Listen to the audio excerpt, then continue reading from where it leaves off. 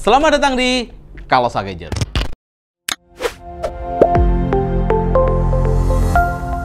Bersama saya Rico, kali ini kita akan mereview sebuah produk dengan sejujur-jujurnya dan kita tidak di-endorse sama sekali oleh brand manapun.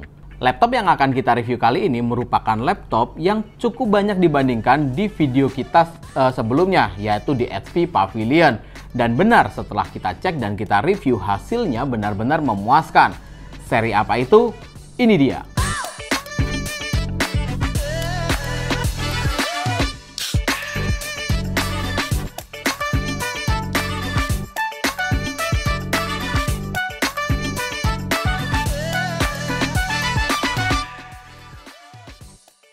Ini adalah Acer Nitro 5 A51544R2Z0 yang menggunakan Ryzen 5 4600H dengan fabrikasi 7 nanometer. Untuk core-nya dia 6 core dan 12 thread. RAM yang digunakan dia menggunakan 8GB DDR4 3200 dan masih tersisa satu slot. Artinya ini masih single slot. Dan nanti kita akan bongkar untuk cek RAM-nya seperti apa, dan SSD-nya sendiri dia menggunakan 512GB PCIe NVMe. Dan untuk GPU-nya dia ditenagai oleh Nvidia GeForce GTX 1650 Ti 4GB GDDR6. Dan yang membedakan dengan HP Pavilion yang sudah kita review, dia menggunakan GTX 1650. Untuk harga, dia 500.000 lebih mahal dibandingkan HP Pavilion dengan harga tepatnya di 13.499.000 include garansi 2 tahun dan Office Home Student 2019. Jadi perbedaan spesifikasi jika dibandingkan dengan HP Pavilion EC1077AX berada di bagian RAM-nya. Kalau HP menggunakan RAM 16GB 3200, yang ini menggunakan 8GB, dan GPU-nya juga berbeda. Untuk Acer ini menggunakan 1650 Ti dan HP menggunakan 1650 saja. Untuk bahan bodi yang digunakan, keduanya sama-sama menggunakan plastik polikarbonat untuk seluruh bodinya, mulai dari palm press, bodi bagian bawah hingga punggung layar. Untuk warnanya sendiri dia dominan hitam dengan logo Acer berada di tengah. Jujur saja perihal bodi saya lebih suka HP Pavilion karena saya rasa lebih simple, dan untuk Acer ini saya tidak terlalu suka sudut seperti ini di bagian ujungnya, dan dimensi yang digunakan juga sedikit lebih besar dengan 36,3 dikali 25,5 dan ketebalannya di 2,39 cm. Untuk bobotnya juga tidak bisa dikatakan ringan dengan 2,3 kg tanpa dihitung dengan charger 130 wattnya. Untuk frame layarnya sendiri dia sudah menggunakan narrow bezel, tapi jika dibandingkan dengan Asus dengan Nano Edge display-nya atau mungkin HP dengan Micro Edge display-nya, bisa dikatakan bezel layarnya masih sedikit lebih tebal. Di atas terdapat webcam dengan resolusi 720 30 frame per second, dan menurut saya secara kualitas standar biasa saja. Di bagian frame bawah terdapat logo Acer di bagian tengah glossy, dan terdapat stiker yang menunjukkan kalau dia menggunakan Full HD dan 144Hz untuk layarnya. Untuk layarnya sendiri dia menggunakan anti-glare IPS panel yang sayangnya dia masih 45% NTSC atau setara dengan 60% sRGB. Tapi yang cukup menarik, respon time layarnya di 3 millisecond, jadi sangat enak untuk kalian pakai bermain game. Apalagi dia memiliki 144Hz refresh rate. Turun ke bagian bawah, Acer menggunakan full size keyboard dengan number pad di sebelah kanan, dan tombol power masih menjadi satu dengan keyboard. Tapi menurut saya tidak akan mengganggu karena tombol del tidak diletakkan di sebelah tombol power. Terdapat 4 zona pengaturan warna, artinya keyboard ini bisa diganti warna atau RGB keyboard dengan 4 level pengaturan pencahayaan yang dapat kalian atur menggunakan tombol F9 dan F10. Untuk key travelnya sendiri dia sedikit lebih tebal dibandingkan HP Pavilion, tapi masih sangat-sangat nyaman untuk kalian pakai dan jarak antar key-nya pun tidak terlalu jauh. Jadi pasti enak untuk kalian pakai mengetik atau bermain game. Turun ke bagian bawah keyboard, terdapat touchpad dengan ukuran yang cukup besar dan sudah didukung oleh Windows Precision Driver. Dan yang paling menarik adalah touchpadnya sudah mendukung Palm Technology Rejection. Jadi saat telapak kalian menyentuh touchpad, tidak akan mengganggu sama sekali pada saat kalian posisi mengetik. Sekarang kita beralih ke bagian portnya. Di sebelah kanan terdapat HDMI USB Type-A 3.2 generasi yang kedua yang juga dapat bertindak sebagai Always On USB. Dan USB Type-C 3.2 generasi yang kedua. Di sebelah kiri terdapat Kensington Lock RJ45 port atau LAN port, 2 buah port USB Type-A 3.2 generasi yang pertama, dan combo jack audio. Untuk DC-in-nya di mana? DC-in-nya diletakkan di bagian belakang.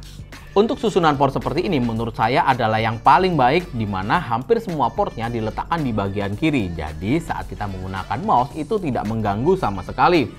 Untuk konektivitas laptop ini menggunakan Wi-Fi AX dan itu pasti akan jadi jaminan kenceng.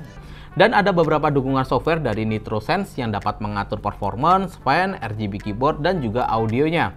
Serta untuk masalah detail audionya, kalian dapat atur menggunakan DTS Ultra yang membuat pengalaman audio kalian akan semakin menarik.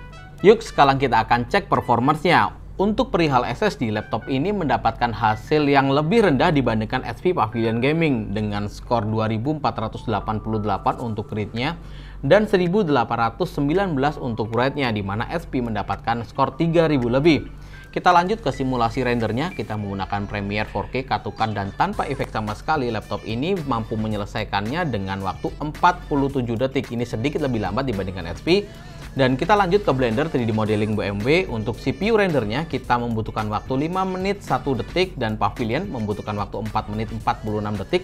Dan GPU rendernya ini mendapatkan hasil yang luar biasa untuk harga 13 jutaan di 2 menit 26 detik, di mana HP mendapatkan waktu 2 menit 41 detik. Lanjut ke pengujian sintetisnya menggunakan Cinnamon R15 dan R20. Untuk R15 kita mendapatkan skor di 1373 CP dan R20 single core performance di 455 poin serta multicore-nya di 3210 poin. Kita akan looping 10 kali untuk kita lihat konsistensinya, dan rata-rata setelah 10 kali looping kita mendapatkan skor di 3165.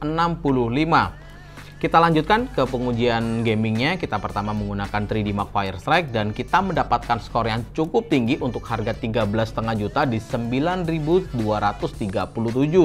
Dan laptop ini sangat memiliki kestabilan yang sangat-sangat baik dengan terbukti dia lolos uji stress test dengan skor yang sangat meyakinkan di 99,4%. Untuk suhunya seperti apa? Suhunya rata-rata di 65 derajat Celcius dan paling tinggi hanya 76 derajat Celcius saja. Dan berikut adalah grafik Firestrike dari beberapa laptop yang sudah kita uji.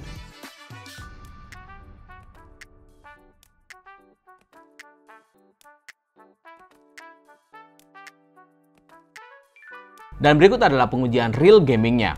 Untuk game yang pertama, kita menggunakan Dota 2 dengan setting resolusi Full HD dan rata kanan serta full render. Kita masih mendapatkan kurang lebih sekitar 90 frame per second. Game yang kedua kita menggunakan CSGO dengan setting Full HD dan High. Kita masih mendapatkan kurang lebih 90 frame per second. Jadi setting seperti ini aja cukup nyaman kalian mainkan di laptop ini.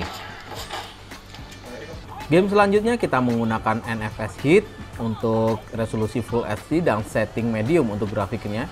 Kita masih mendapatkan kurang lebih sekitar 60 frame per second. Kita akan coba turunkan untuk mendapatkan FPS yang lebih baik. Untuk setting low agak sedikit aneh, FPS malah drop hingga 40 frame per second. Jadi lebih baik kita menggunakan setting medium. Untuk suhu permukaan jujur saja laptop ini sangat-sangat aman, tidak ada panas sama sekali di bagian palm press-nya. GTA 5 dengan setting resolusi Full HD dan Ultra untuk grafiknya, serta tekstur kita buat very high, kita masih mendapatkan kurang lebih sekitar 95 hingga 110 frame per second. Far Cry 5 setting resolusi Full HD dan grafik Ultra, kita mendapatkan 56 frame per second. Jika grafik kita buat normal, kita rata-rata masih mendapatkan 63 sampai 64 frame per second. Jadi lumayan enak untuk dimainkan di setting ini. PES 2021 kalian akan mendapatkan FPS maksimal dan tidak akan mengalami problem sama sekali. Dari beberapa pengujian di atas terlihat Acer Nitro 5 ini sedikit melimitasi performance dari CPU-nya. Terbukti dia sedikit kalah dibandingkan Pavilion Gaming yang memiliki prosesor dengan SKU sama. Tapi GTX 1650 Ti-nya benar-benar membantu untuk kelasan laptop gaming di harga 13 juta. Untuk baterainya sendiri, kita cek menggunakan PC Mark 10 Modern Office, kita mendapatkan waktu yang cukup lama, lebih dari 9 jam. Tapi jika kalian menggunakan video playback atau berselancar di sosial media atau YouTube, kurang lebih baterainya di sekitar 3-4 jam, tapi jika kalian bermain game kurang lebih sekitar 1 jam. Ini adalah hardware dari Acer Nitro 5 A515, terdapat 3 buah heat pipe, 2 fan, dan 4 buah exhaust. Terlihat di tengah terdapat metal blocking yang sangat besar dan ini menjadi alasan kenapa laptop ini memiliki konsistensi performance yang baik. Di bagian tengah terdapat slot RAM yang masih satu slot Kalian bisa tambah satu slot lagi dengan menambahkan 8 GB atau pasang masing-masing 16 GB untuk menjadi 32 GB. Di sebelah kanan terdapat slot SSD yang masih kosong untuk ekspansi storage kalian, dan di sebelah kirinya terdapat SSD 512. Di bagian kiri bawah kalian juga dapat menambahkan storage tambahan berupa hard disk atau SSD 2,5 inch. Untuk kapasitas baterainya sendiri di 3570 dengan 55 Wh. Apakah dengan budget 500.000 lebih mahal dibandingkan Pavilion Gaming, laptop ini lebih worth untuk dibeli? Menurut saya, jika kalian membutuhkan grafik yang lebih mumpuni untuk bermain game atau 3D rendering, laptop ini sangat layak untuk budget 13 juta. Tapi jika tidak, hanya untuk desain 2 dimensi atau segala macam, mungkin Pavilion Gaming akan jauh lebih oke. Kesimpulannya adalah, untuk desain secara keseluruhan kita berikan skor 7,5 dan fiturnya kita berikan skor 8. Performance, jika kita lihat dari harga, kita berikan skor 8,5. Thank you banget udah nonton video ini. Jangan lupa klik like, share, dan subscribe. Dan kalau kalian ada pertanyaan, kalian bisa tinggalkan di kolom komentar. Jangan lupa juga follow sosial media kita yang linknya saya letakkan di kolom deskripsi. Saya Riko, see you on the next video.